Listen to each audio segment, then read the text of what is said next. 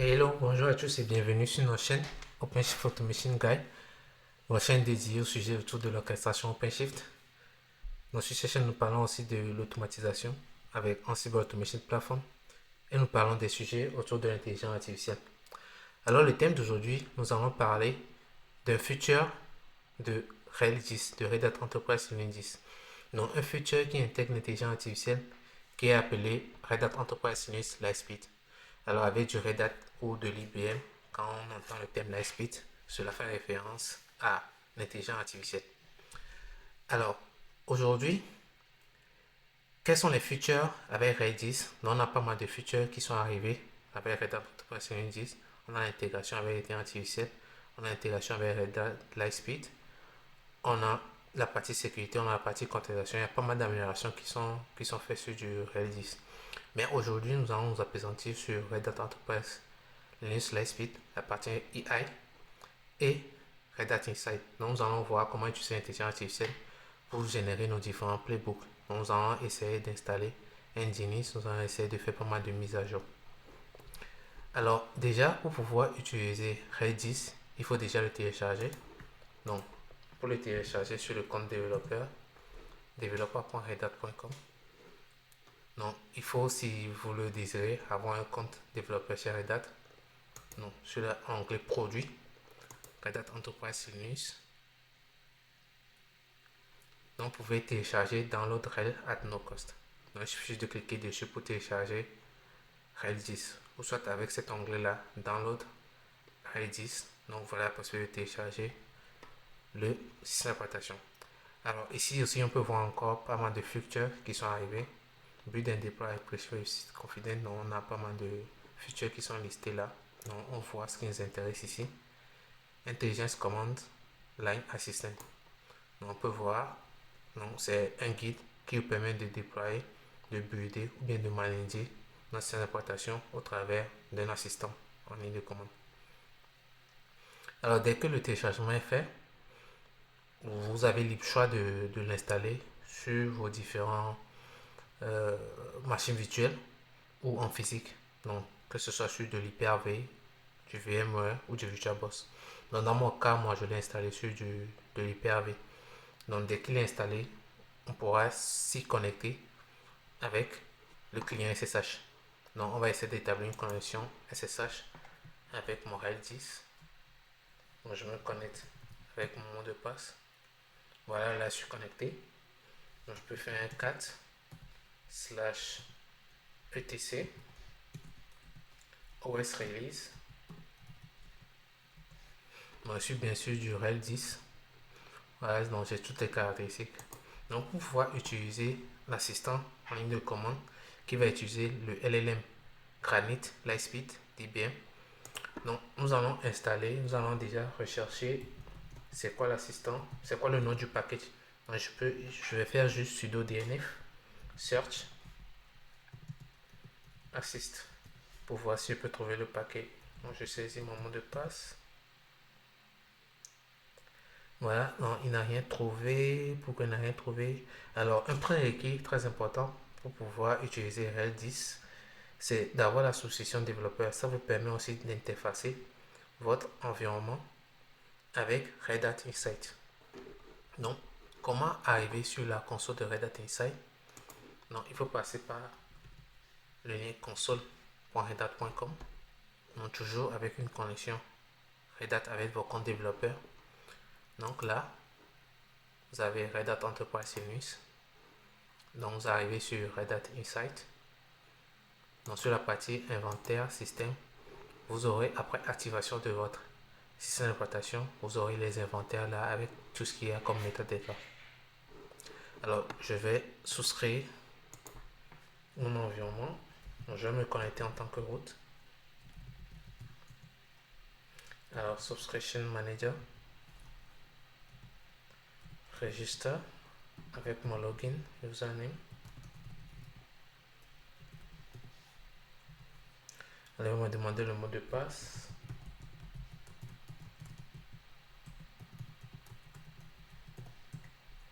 Alors, j'ai saisi mon mot de passe pour enregistrer mon système d'exploitation.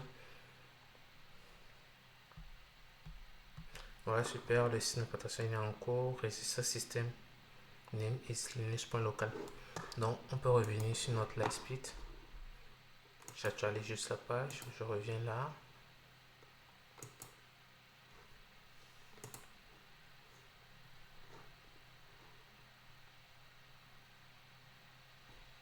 Voilà, super. Donc, j'ai mon système qui est bien enregistré avec tout ce qu'on a ici comme metadata.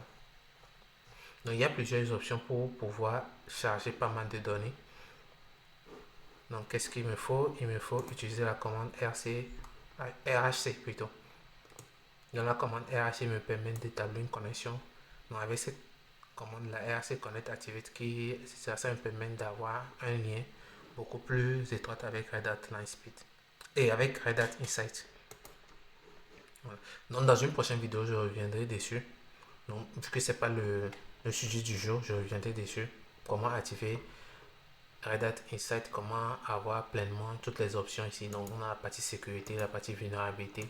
On peut voir tout ce qui est CVE lié à notre environnement. Donc, il y a pas mal de choses, il y a pas mal d'avantages avec Red Hat Insight. Alors, je reviens là. Donc, aujourd'hui, nous allons parler de l'assistant en ligne de commande de RHEL 10. Donc, je vais rechercher, je vais faire un DNF search. Donc, je l'ai déjà fait, mais je refais ça pour voir après avoir activé mon repo. Donc, je fais DNF search assist.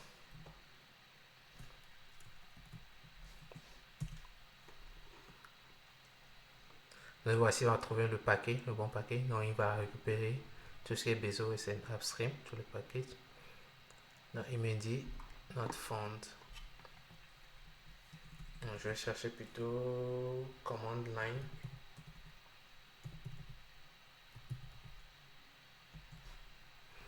Donc, le nom du paquet s'appelle command line assistant. Mais pas besoin de mémoriser tout ça. Hein. On n'a pas besoin de mémoriser tout ça. Donc, il est là, command line assistant.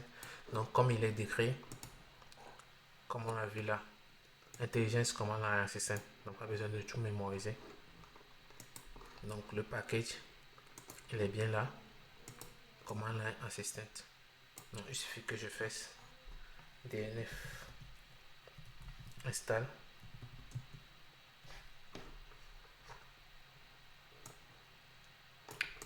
Command line assistance. Pour installer le package d'assistant que je peux utiliser pour questionner mon LLM.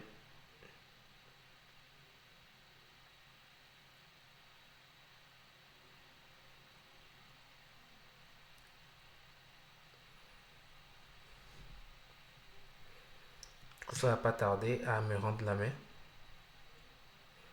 Donc dès que l'assistant est installé, donc je pourrai questionner mon LLM. Donc aujourd'hui, le lab d'aujourd'hui, nous allons installer Nginx.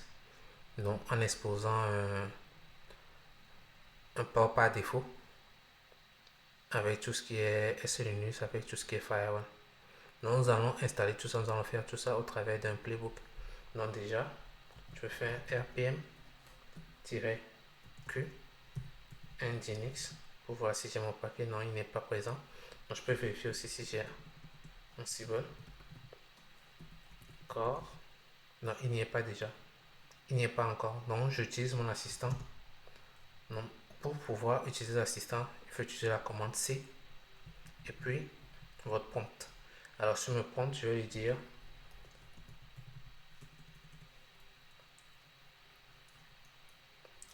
give me command line to install Ansible core package. Ansible core tout court. Il va me donner la ligne de commande. Donc il va questionner mon LLM. Donc il va questionner pas mon LLM, mais le LLM de d'IBM Granite. Donc il me donne la commande DNF install Ansible core. Voilà. DNF install Ansible core. Yes.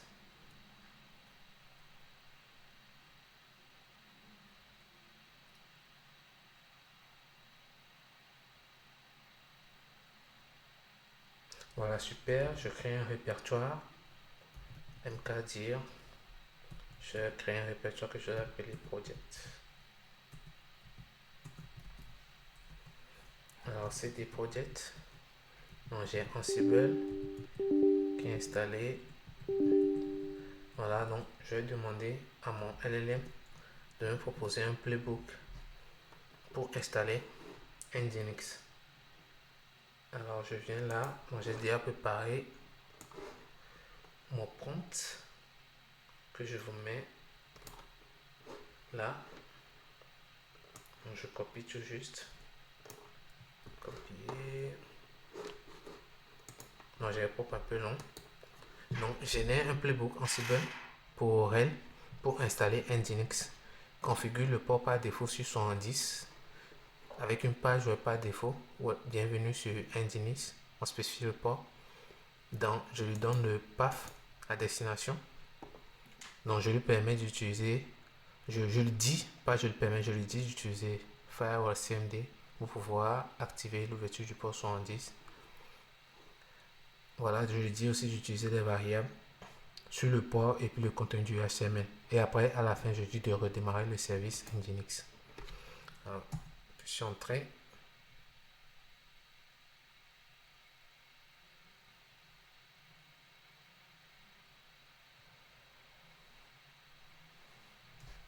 Voilà, donc il me propose mon playbook. Donc je copie juste mon playbook.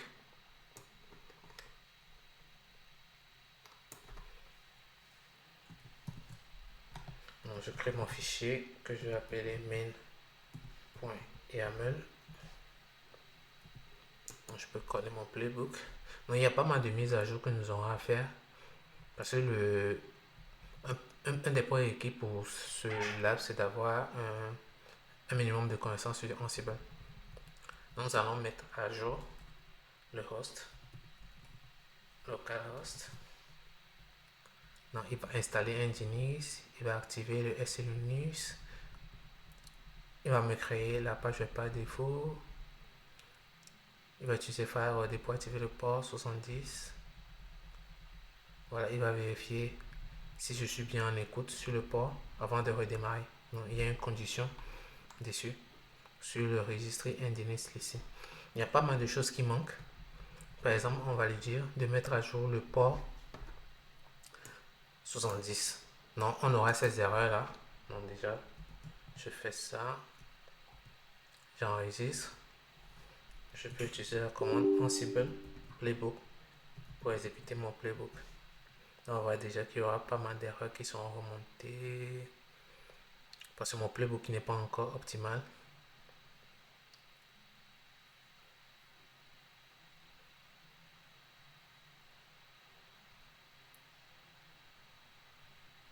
Alors, il installe. Donc déjà, j'ai une erreur sur le SLUnix. Pourquoi? Parce qu'il ne connaît pas. Il y a pas mal d'arguments. Il y a pas mal d'arguments qui sont easy require argument. Donc, je dois spécifier un certain nombre d'arguments.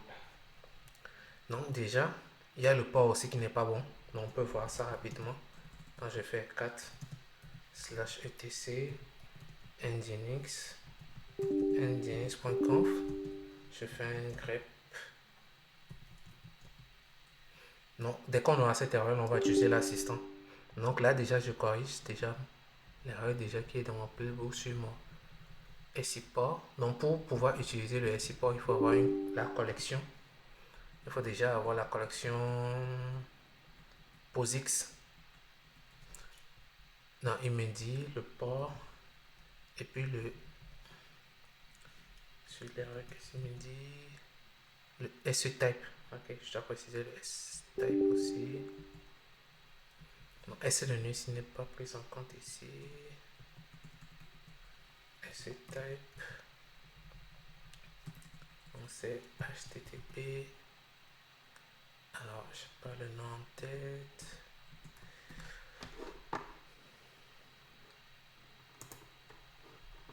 Alors, c'est HTTP quelque chose. Non, je retrouve le bon nom.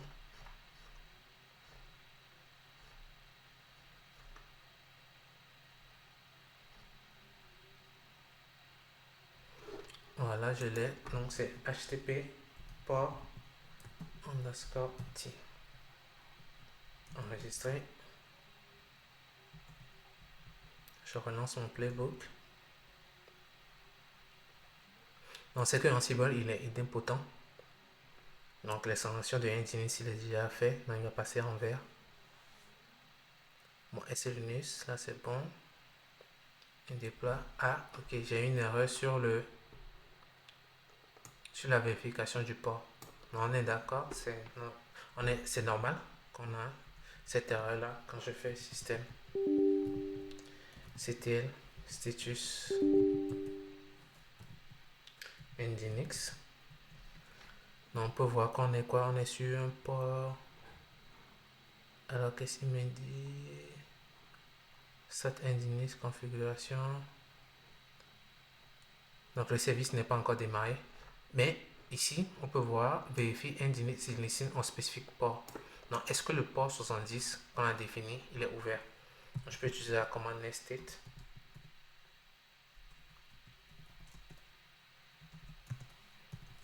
Grep 70. Non, il n'est pas ouvert.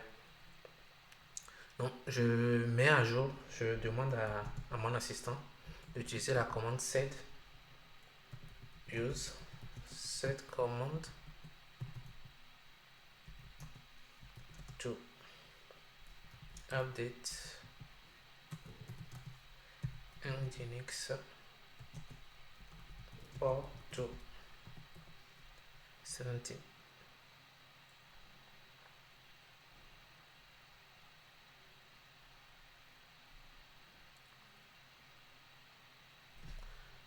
Alors voilà, il me donne la commande. Donc ce que je vais faire tout simplement, je prends la commande et je vais la rajouter sur mon playbook pour faire simple. Donc je vais créer un task. À quel niveau? Je le mets là.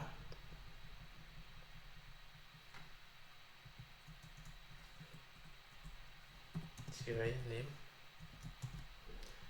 update nginx port true. Donc j'ai déjà ma variable qui est déjà définie. Donc je vais juste copier après. Donc je vais utiliser le module commande de point.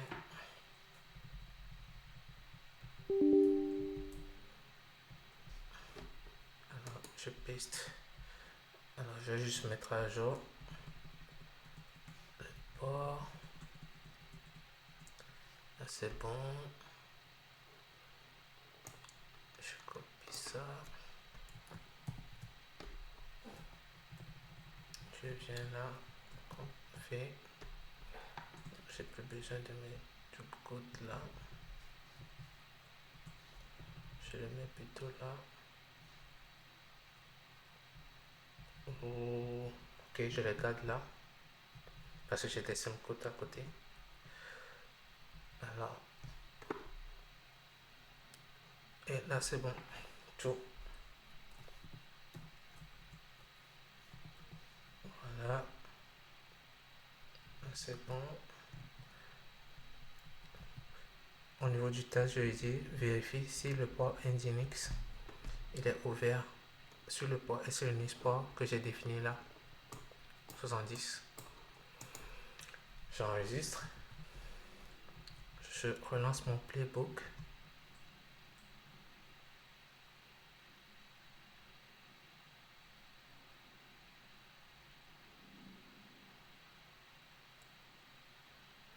Ok, super, il a mis à jour mon port. Alors, qu'est-ce qu'il me dit sur le check?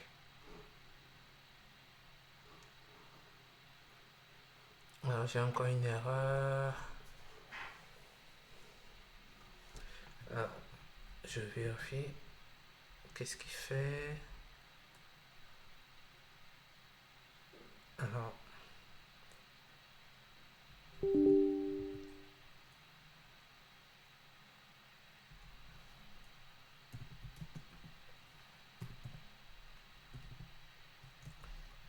Alors, est-ce que j'ai mon port 70 qui est arrivé? Je fais un grep.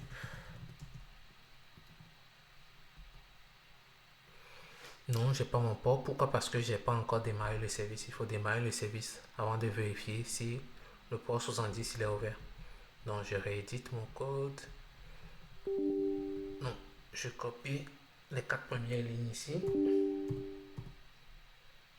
Alors, je viens là, avant de vérifier, échapper. Donc, je lui dis Start Engine Service.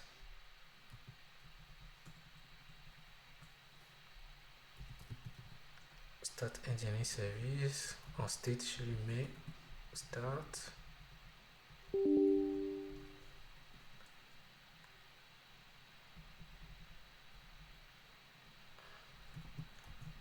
Voilà, je relance mon playbook. C'est normal, il faut que le service démarre pour que j'ai le port 70.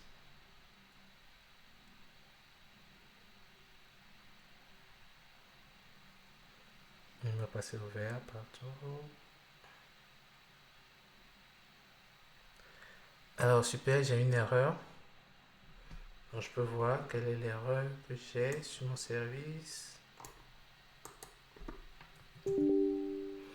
Alors qu'est-ce qu'il me dit? Donc j'ai une erreur dans le fichier. Invalide port 70 to listen. Donc j'ai une erreur sur le port. Donc je peux demander à mon assistant de m'aider à faire du troubleshooting. Donc je fais grep, non pas grep, je fais C, grep, mi, troubleshoot, des erreurs.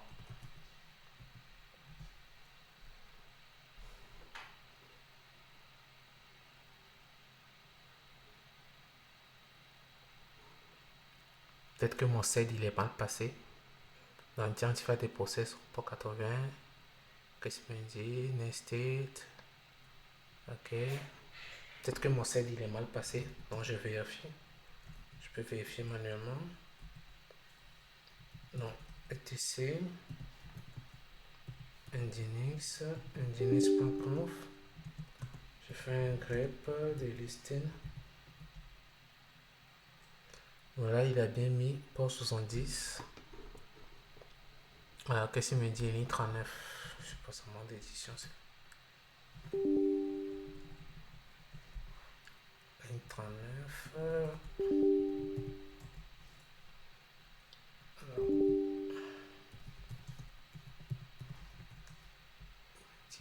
ligne 39. Donc, listing. Ok. Donc là, est-ce que j'ai besoin de IPv6? Donc, je pourrais commenter ceci par défaut en attendant.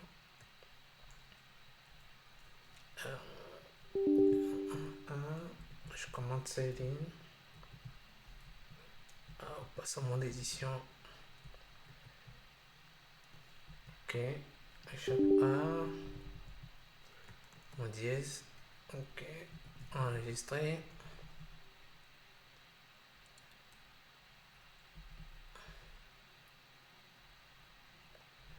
Alors,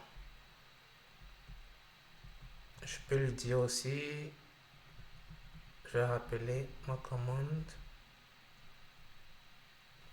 Use cette commande. Ou je vais dire Ansible task to comment in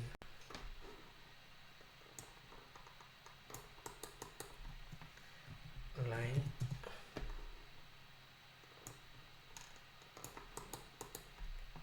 Voilà, pour faire plus simple.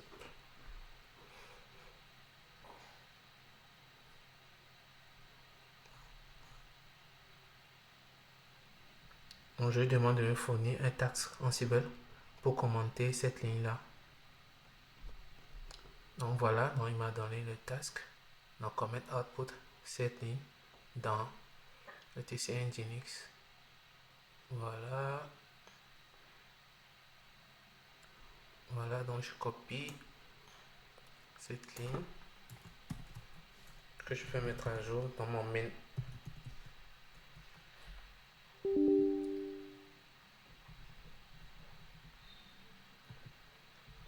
Donc je le mets après là. Je peux coller. Donc je m'assure de la datation. Alors est-ce qu'on est aligné? Voilà, super, on est aligné. Donc je relance mon playbook.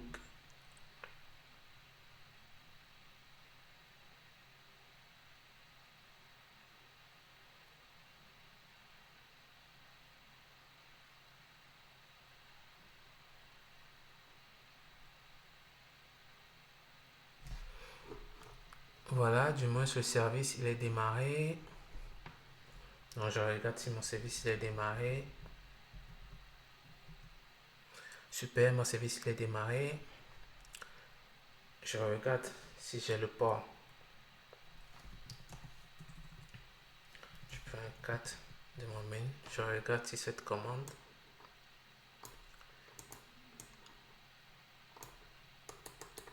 passe bien.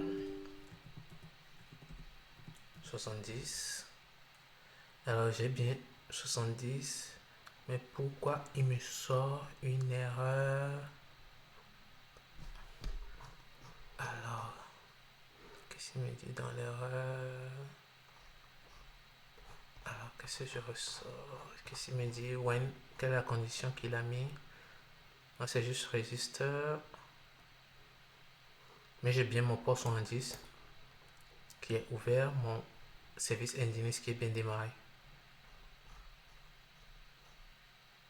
Donc, l'intelligence artificielle, on peut voir que c'est un booster, un accélérateur de croissance. Donc, il m'a permis en fait de... Il a été un aide pour la partie troubleshooting. Il m'a aidé à corriger pas mal d'erreurs.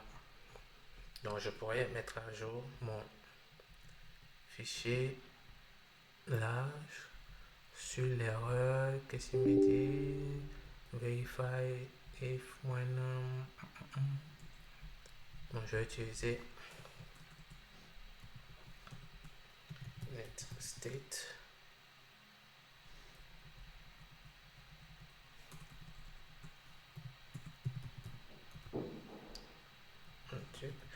Et je vais demander à mon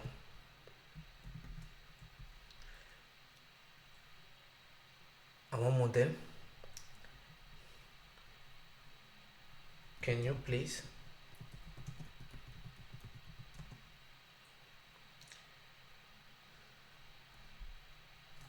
with Ansible test connectivity to curl http le point local host le point sur le port 70.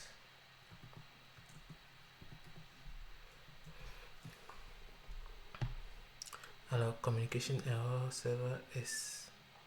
Alors qu'est-ce que il me dit? Please try again if you a minute with the server.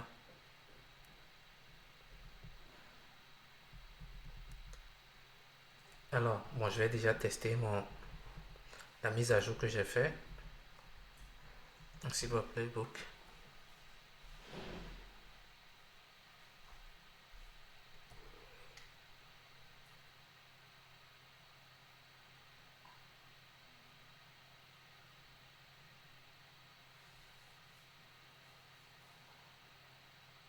Voilà, super. Donc la vérification est bien passée. Je n'ai pas compris pourquoi le SSI ne passait pas. Donc je pourrais tester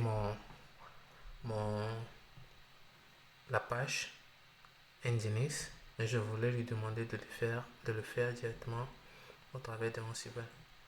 Alors qu'est-ce qu'il me dit? Toujours une erreur.